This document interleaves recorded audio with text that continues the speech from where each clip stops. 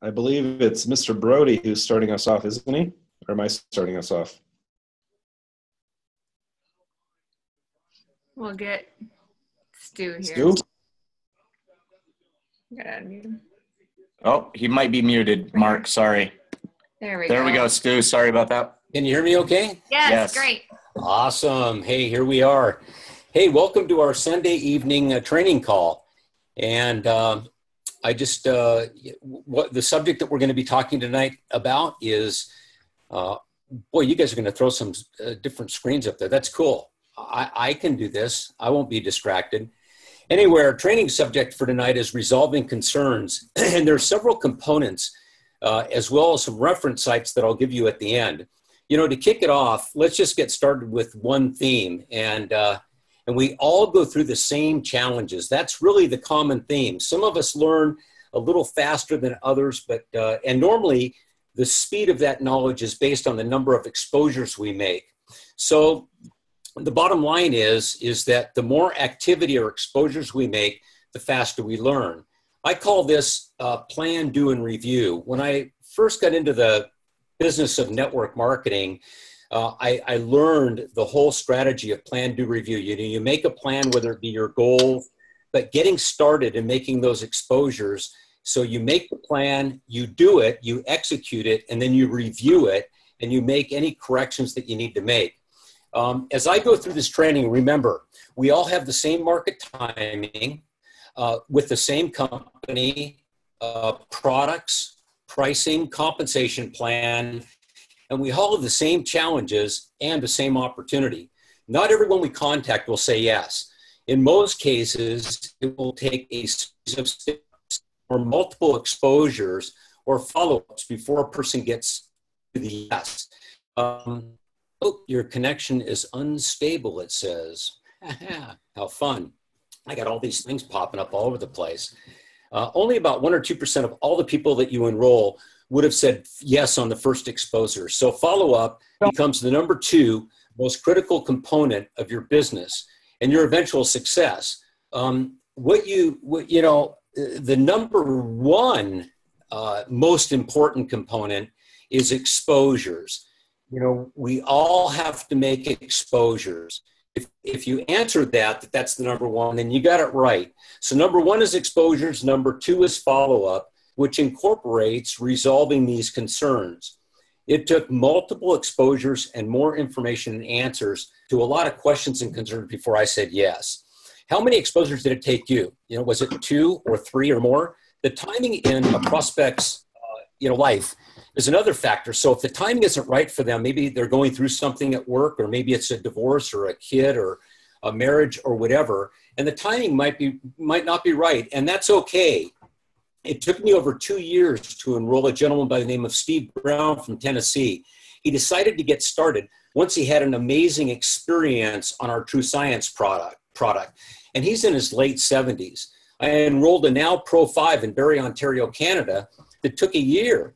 She did not accept or return my phone calls or answer any of my emails, but I kept sending pieces of information, and finally something clicked. Her circumstances changed. She saw something that caught her attention, and she called me. Was it worth it? Was it worth the wait?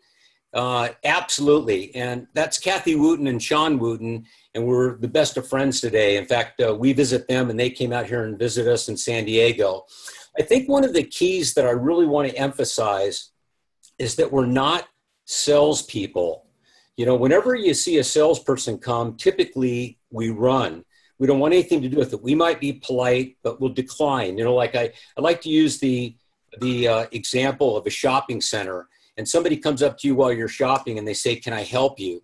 And most of us will say, "No, thank you. I don't need any help," or "If I do need help, I'll let you know." We don't want to come off as salespeople. We are in the information and referral business. So what we want to do is we want to educate people and provide them with information, mostly from third parties. And I'm going to get into that in a little bit more detail. But I want to mention a couple other examples just so you know that we're all the same. We all have the same issues and the same challenges. It took Maria several contacts before Dr. Gordon even watched the ABC video. Then he conducted his own due diligence and decided to get started. You know, one glaring example that I got to tell you about is a real great friend of mine that I've known for maybe 25, 26, 27 years is Carrie Dickey. And when we first got started, we didn't know what we were doing. In fact, I wasn't even involved in the opportunity. I just wanted to get her some information because I knew what her feeling was about health. I just wanted to get the information in front of her. So I sent her a copy of the ABC video. Am I still on? I see Mark sitting there. You're still on, Stu. Yep, Okay, you're good. great. Awesome. Thanks. And so I sent her the video and she wouldn't even look at it. And so finally what I did is I sent it to Sharice Matthews. And Sharice Matthews was all over it. She saw the gravity. She saw how big this thing could be. And what I did is I just sent Carrie Dickey an email back and I said, hey, Carrie, Sharice looked at this and she's out of her mind on it. She loves it.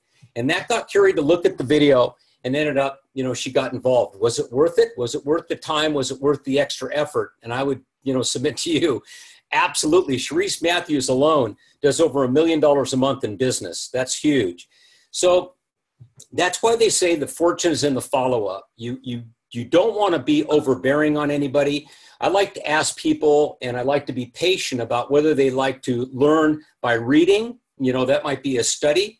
I like to ask them if they like to watch something. That could be a video, or if they want to read something. And again, that could be something that I either come up with or I find in a study. So, keep all that in mind. And, what I would love for all of you to embrace is that this really isn't a pure sales type business. I mean, yeah, or a convincing business. Yes, you're going to be talking to people and salespeople talk to people, but it's more of the relationship type business. So again, don't convince people, use third party. And again, I give you some examples. I've used YouTube videos. I've used science webinars, live phone calls or pre-recorded calls, training calls like this.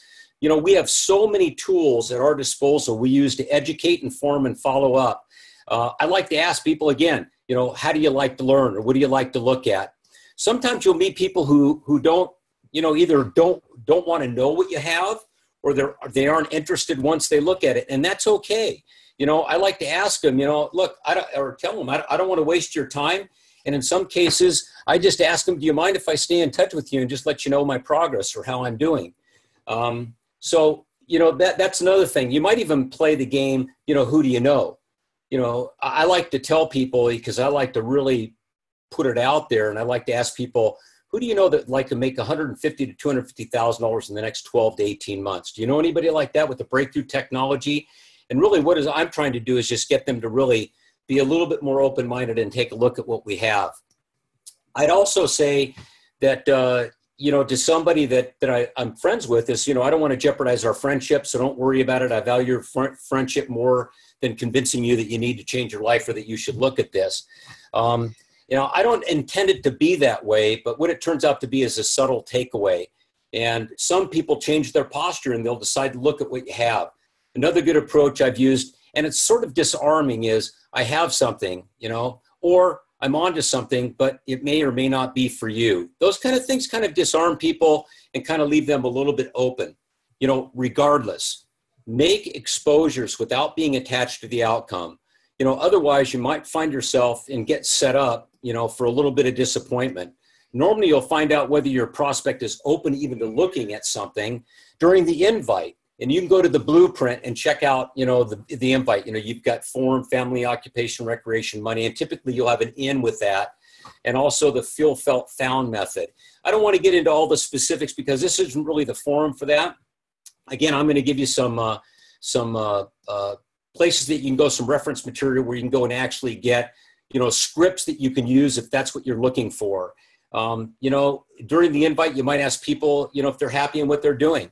Would they like to have more time or more money? And if they did, what would they do with it? What would they do with the extra time? What would they do with the extra money? And that's where form comes in. Do you like skiing? Do you ski much? Do you spend much time with your family? Would you like to spend more time? Do you make all the money you want?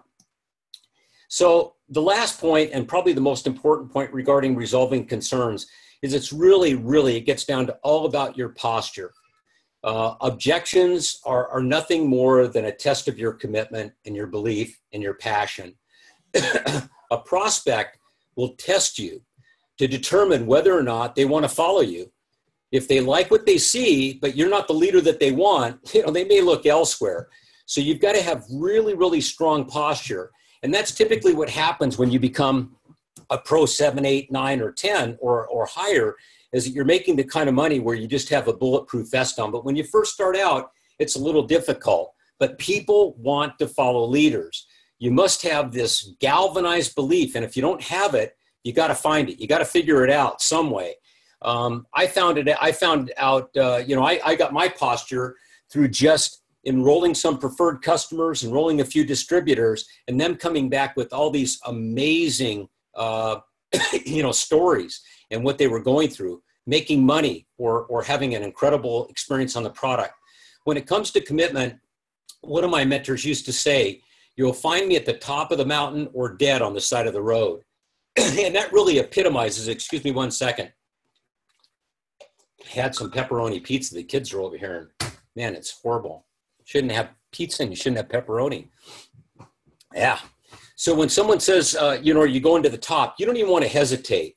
Get your commitment in order, get your belief in order. If you hesitate, they're going to smell it and they're going to go somewhere else, and they're not going to get started with you. What a prospect is trying to decide, and if you put yourself in that position when you were a prospect or when you got started, is what's in it for me? Can I do this? Do I want to take the time? And is this worth my time?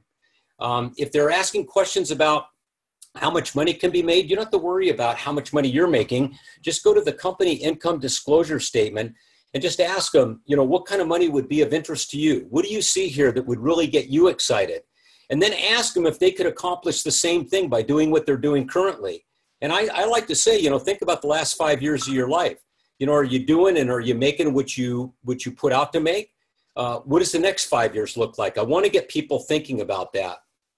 Again, my belief came as a result of using the product. You want to be a product of the product, attending events, and we've got a huge event coming up, being on conference calls like this to learn about the company and the science, enrolling PCs and distributors, and by using the product myself and hearing about people's experience on the product. The last 2 points are the blueprint can be found in your back office library by hovering your mouse over communication and then going down to the library and clicking there and going down and finding the proven plan. Now the blueprint. The blueprint is the written form of the proven plan, which was developed and authored by Mark Shinsato and Seth Mulder. There's a website, and you can go through each and every bit of training, an audio series that both Seth and Mark put together called theprovenplan.com, theprovenplan.com. And they do a live call every Saturday morning. They've been doing it for about 8, maybe 9 years. You'll find it on bigbluecalendar.com every Saturday. There's also a complete training in your back office that I want to mention. It's called the New Distributor Training, and it's in English and Spanish, and it's really, really awesome. So if you're familiar with LV Move, whenever you enroll somebody and you put them in the LV Move, in the system, they'll be hit or they'll be given these training components, and it's the building blocks of training. And you can actually go there and watch the videos in your back office. So it's a complete training program. I'm watching Mark moving around, and I'm kind of losing track of where I'm at, but it's cool. I'm almost done. Thank goodness. I'm going to turn it over to Mark and let him run. Thank goodness I can't see everybody else. I can only see Mark's pretty face, and that's a good thing.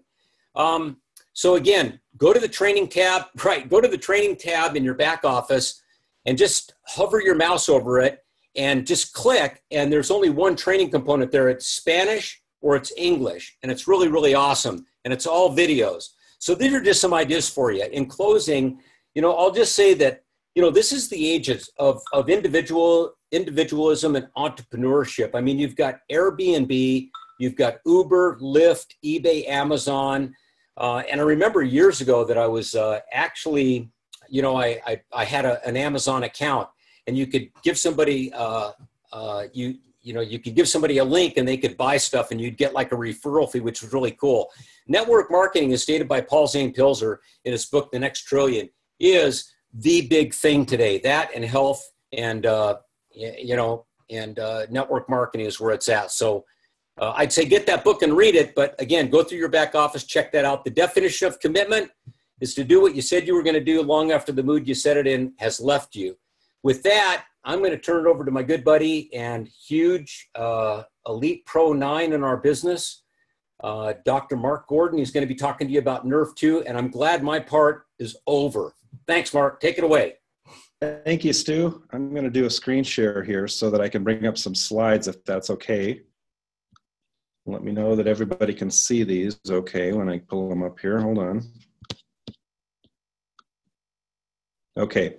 Is everybody seeing that? Yep, we're Yep. good. All right, perfect.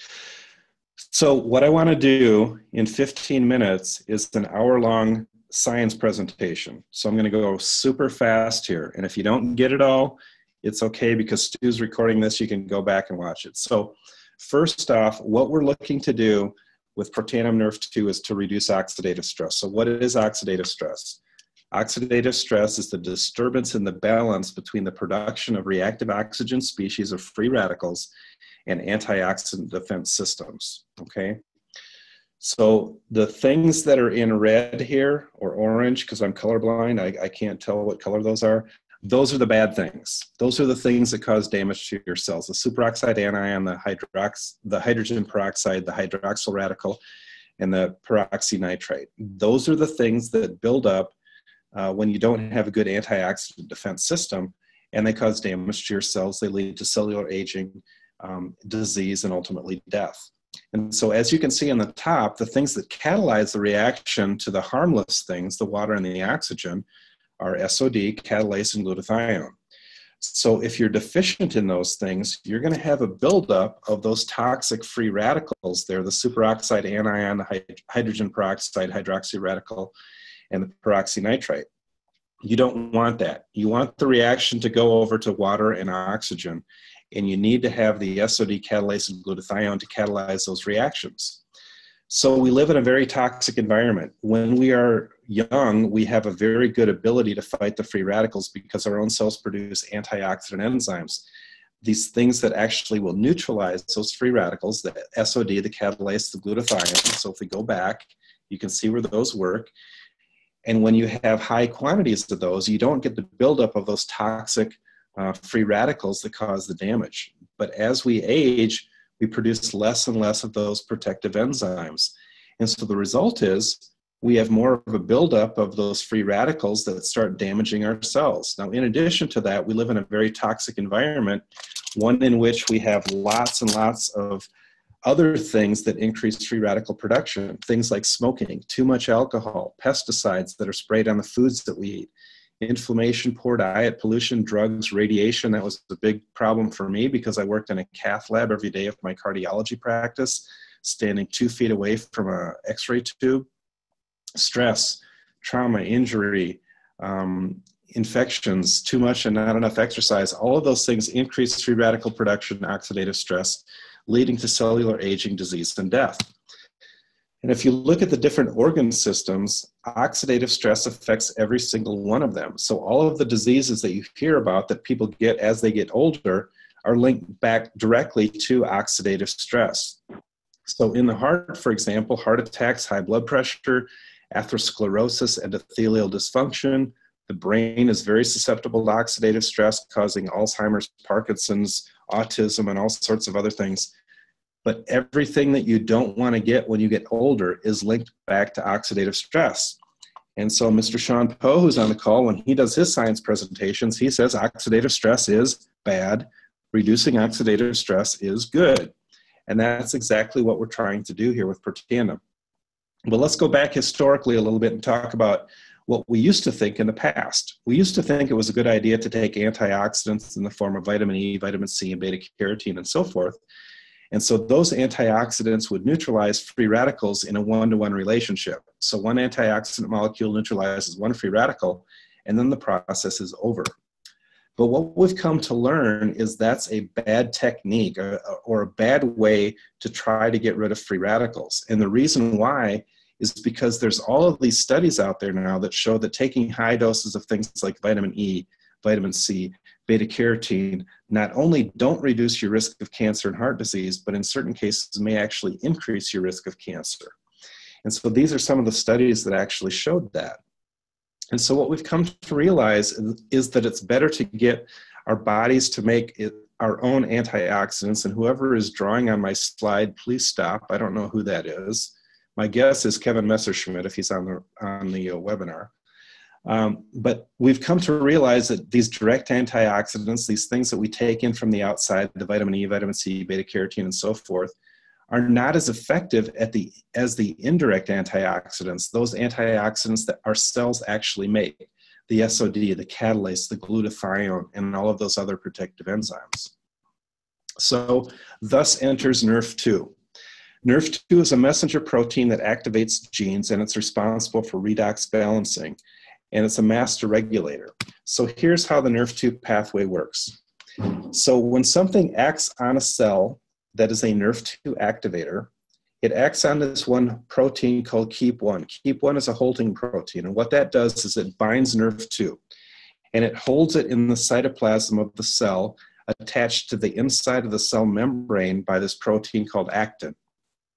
And so when the NRF2 activator acts on that cell, what happens is the NRF2 gets released from KEAP1. It then goes into the nucleus that attaches to a segment of DNA called the antioxidant response element, the ARE, and then it affects gene expression downstream on that strand of DNA. So it turns up the expression of the good stuff, and it turns down the expression of the bad stuff. And so what it does essentially is it increases the production of these antioxidant enzymes, catalase, glutathione, superoxide dismutase, but hundreds of others as well.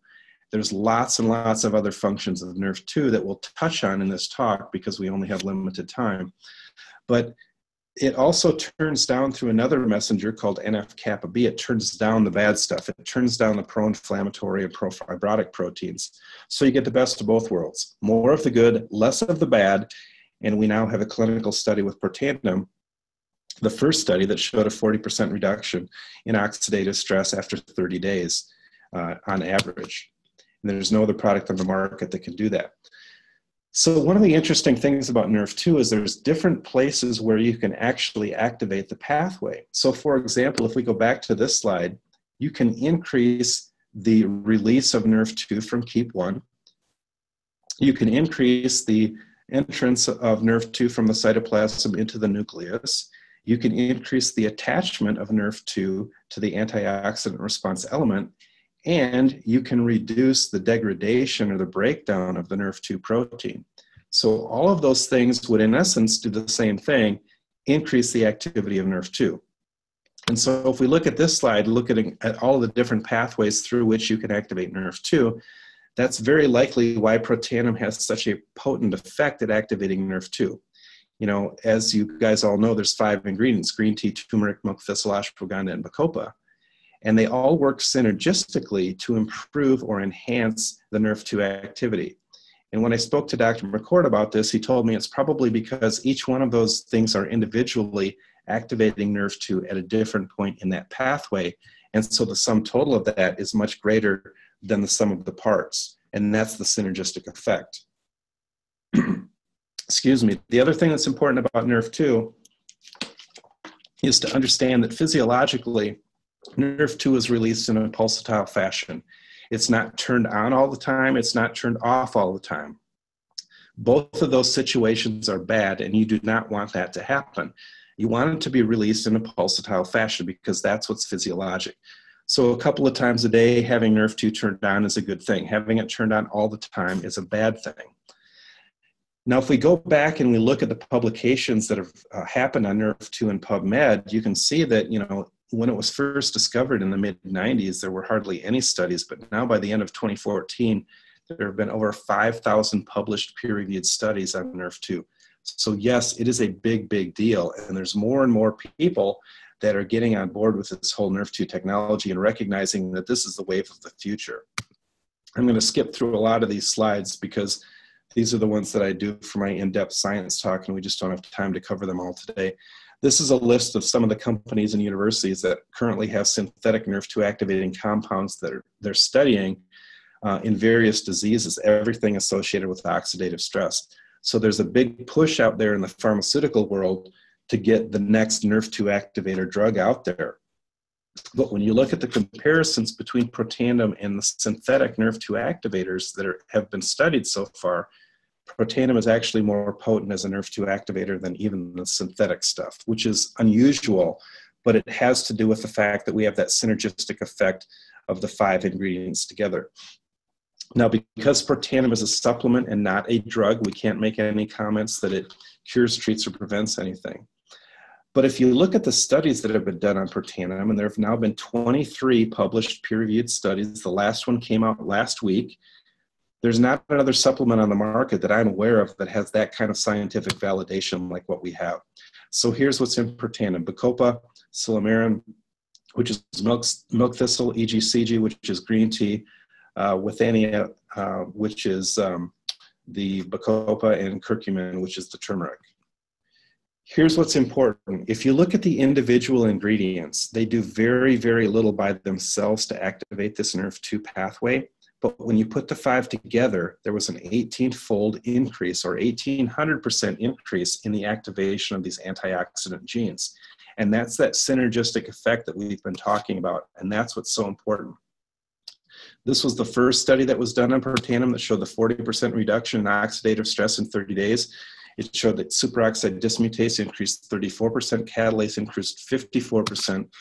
There's unpublished data to show that glutathione increases 300%. But the bottom line is there was a 40% reduction across the board in oxidative stress regardless of your age, and that was highly statistically significant. And that's what led to the patents on protandim. So we're going to whip through some of these. So this is an article that came out 2 years ago. This is a great article to send people with scientific backgrounds to. It's a nice review of NRF2 and all of the diseases that have been studied with regard to NRF2. And the basic theme of the research was that just about every disease that they looked at improved when they activated NRF2. And so there's lots of different things that they looked at that can activate NRF2. This is a partial list of some of those things. Other healthcare factors that can increase NRF2 activity include moderate exercise, certain types of diets, and so forth. Now, in looking at the studies that they did, and I don't know who is drawing on my slides, and I don't know how to stop that. If Hey, anybody, Mark, if you yes. go up to the very top, hover over the top and the annotations, you can clear it all. Oh, okay. Hit the view options and then annotate. The eraser. Just press clear. Clear. Okay. Hopefully it'll work. There we go. Yay! Perfect. Thank you. Woohoo. All right. All right. So if you look at the different things that have been studied with regard to NRF2, what has been found to be helpful are diseases that have been improved by activating NRF2, things like cardiovascular disease, kidney disease, lung disease, liver disease, cancer prevention, diabetes, metabolic syndrome, obesity, and so forth. And now I can't get out of this page, and I lost my cursor, Sean. What am I going to do here? Click back on your slides. Click back on my slides. Okay. I'm really lost here, dude. All right, shoot. Exit out of the full screen and then go back in. I'm trying to, but I can't. I'm hitting the escape and it's not doing anything. There we go. Can you clear me out or no? I have to clear myself out. Let's see here.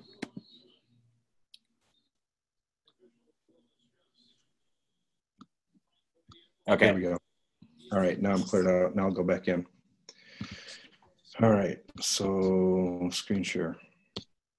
There we go. So if you guys are drawing on the screen, please do not. Don't draw on my screen, dudes. That stresses me out. Okay, so lots of different diseases that have been helped. Sepsis, autoimmune disease, inflammatory bowel disease, HIV, AIDS, lots of neurological conditions, including epilepsy, Lou Gehrig's disease, Alzheimer's, Huntington's disease. Over 500 genes are activated or turned on with NRF2. others. The bad ones are turned down through that NF-kappa B that I talked about. Lots of other proteins. You know, we talk about SOD catalase and glutathione, but there's hundreds of other proteins that are beneficial that are turned down with NRF2. I'm just going to whip through these because I want to get to a couple of things at the end. Detoxification is a big thing. Glutathione has increased 300% with protandim. 2 phases of detoxification. If phase 1 works and phase 2 doesn't, you're going to be very sick. You got to turn on that phase 2, and you do so by increasing glutathione production, which NRF2 activation does. Lots of anti-inflammatory effects of NRF2, anti-fibrotic effects as well. Cellular integrity. 2 of the studies on protandim had to do with this P53 tumor suppressor transcription factor.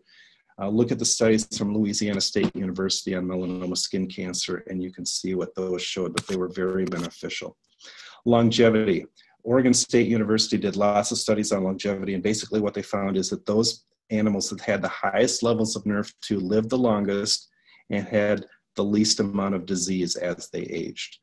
So it's important for longevity. Neurodegeneration. These are some of the diseases where NRF2 activation has been found to be beneficial.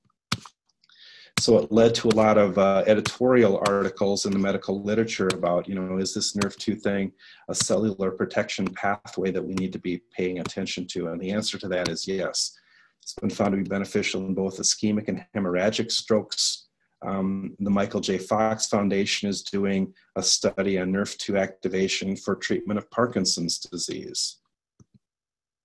Protandim has been looked at with regard to the genes associated with Alzheimer's disease, and there's actually 66 genes associated with Alzheimer's.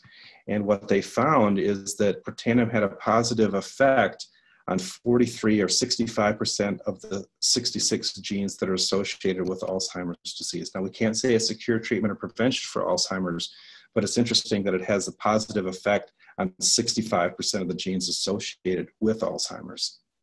Multiple sclerosis. Dimethyl fumarate, or Tecfidera, has been found to be beneficial for the treatment of multiple sclerosis. It is a NRF2 activator. This was a study published in the New England Journal of Medicine showing how it reduced recurrence rates of MS by 50%. Another confirming study of 44% reduction. So lots of studies on the effect of NRF2 in the brain. Now, this is a very important study. Let me go back here. This was a comparison of protandim to bardoxolone in box B, dimethyl fumarate in box C, which is Tecfidera, and sulforaphane, which is the active ingredient in broccoli, which is in box D. 2 important things to note from this. One is protandim was twice as potent as the synthetic drugs at activating NRF2, and it was 6 to 7 times as potent as sulforaphane, which is often touted as the way to activate NRF2 in the kind of natural treatment world because it comes from broccoli. But protandim is actually 6 to 7 times more potent. The other thing to notice is that there's a kind of a bell-shaped effect with each one of these ingredients, or each one of these NRF2 activators. So you don't get more effect by going to a higher dose. In fact, you get less of an effect. So there's a sweet spot in the dosing of each of these products. And going to a higher dose won't get you to the point, won't get you to the same level of NRF2 activation that protandim has. So you might think the Tecfidera people maybe just underdosed. Well, that's not the case. Going to higher doses, they're never going to get to the same NRF2 activation level as protandim. This was a study from the Netherlands, from an international MS Society meeting. And this is their conclusions. Our findings indicate that several NRF2 activators are able to significantly increase antioxidant enzyme production. Interestingly, protandim, a dietary supplement consisting of herbal ingredients, was the most potent inducer and therefore maybe the most suited as a therapeutic strategy. Now, this study just came out last September, and this was, as you can see from the authors on this, Dr. McCord and Dr. Jack Van Horsen, who works for Biogenetic, they teamed up on this. They didn't look at Tecfidera. They looked at a similar compound called monomethyl fumarate instead of dimethyl fumarate, but they found some very interesting results. So the tallest bars there are protandim, and the results are very good. So if you look at the other things that they looked at, sulforaphane, monomethyl fumarate, and then the controls, protandim was significantly better in antioxidant protein expression. It increased glutathione levels significantly more. It promoted oligodendrocyte survival, which is a type of nerve cell, better than anything else. And so their conclusions were that protandim is probably the best suited at protecting those nerve cells. But again, this is a supplement. We can't make any health claims. This was a study from the National Institute on Aging, looking at nutritional supplements and what effect they might have on extending lifespan. So here are the agents that they found that extended lifespan. 17-alpha estradiol. So think about that. If you're a male, do you really want to take estrogen? I don't. Metformin and rapamycin, which is a diabetes drug and an immunosuppressive drug. I'm not going to take those every day. Precose, which is another diabetes drug. I'm not going to take that because I don't have diabetes. And protandim. Protandim was the only supplement that was found to lengthen lifespan. And they looked at fish oil, resveratrol, curcumin, green tea, and so forth. But of all of the supplements, protandim was the only one that they found that extended lifespan. It wasn't huge, but it was statistically significant. We talked about neurodegenerative diseases and so forth. Lots of studies going on in those. Altitude sickness, protandim has been found to be beneficial through that NRF2 activation. And so just to kind of summarize that Washington State article, these are the diseases in which it was found that activating NRF2 may be helpful. Cardiovascular disease, neurodegenerative diseases, cancer prevention, chronic kidney disease, type 2 diabetes, metabolic syndrome, etc., liver disease, lung disease, autoimmune disease, inflammatory bowel disease, HIV, AIDS, MS, epilepsy. That's a pretty long list.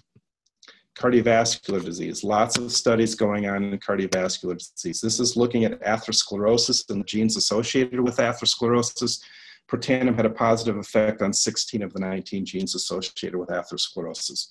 Reata Pharmaceuticals has a drug called bardoxolone. It is a NRF2 activator they're studying in pulmonary hypertension. Interestingly, protandim actually beat them to the punch because protandim has studies on pulmonary hypertension. And this particular study in Circulation, which is the Journal of the American Heart Association, which was my epiphany moment, was the one that showed that despite the fact that they created pulmonary hypertension in these animals, they didn't develop right heart failure, which would otherwise have been expected. So protandim preserved the function of the right heart when it should have started to dilate and fail, and it didn't do that. And they talk about the mechanisms through which that may happen. But because of time, we're not going to go through all of that. But I would encourage you guys, if you're able to get on one of my in-depth science seminars when I can go through this in much, much more detail. Here was a great study, looked at how T-bars is the best marker for future cardiovascular events. It's better than looking at CRP. It's better than looking at LDL or total cholesterol or any other parameter. They found that the T-bar test was a better predictor of future cardiovascular events. So why aren't we looking at that? I don't know. We should be. Cancer prevention. The genes associated with colon cancer, 25 of the 28 genes are turned in the opposite direction with protandim. Again, this is not a treatment, cure, or prevention for any type of disease. This was the skin cancer study from Louisiana State University, a very positive effect. They actually did 2 studies. The Mayo Clinic, a gentleman from there did a study on ovarian cancer and showed that protandim shows promising effects in potentially in ovarian cancer. He's doing some more studies right now looking at that. From the University of Toronto or Montreal, I can't remember, showed that protandim had a protective effect on the degradation of cartilage in osteoarthritis. So, you know, for people to say that this protandim is snake oil and doesn't do anything, it just drives me bananas because we have now 23 peer-reviewed scientific studies, much to the contrary of the naysayers. So I would encourage you guys, if you haven't had a chance to look at all the scientific studies that are available on protandim and are available on NRF2, to go and look at that. And I'll leave you with this. This was from a instructor in my anti-aging fellowship. And this gentleman was the chief science officer of a company that sells a sulforaphane NRF2 activator product. Remember I told you sulforaphane is 1/6 to 1/7 as potent as protandim. He stated this: NRF2 is a revolution in science and is the most important anti-aging pathway in the human body. If you understand what NRF2 is and how potent it is and the big effect that it has on disease prevention, longevity, and so forth, why on earth is not everybody jumping on board and wanting to get involved with this? So I'm going to leave it with that, Stu. Let me just end with this one statement from the Washington State article. NRF2 may well become the most extraordinary therapeutic and most extraordinary preventive breakthrough in the history of medicine. Handing it back over to you, Stu. Thank you so much.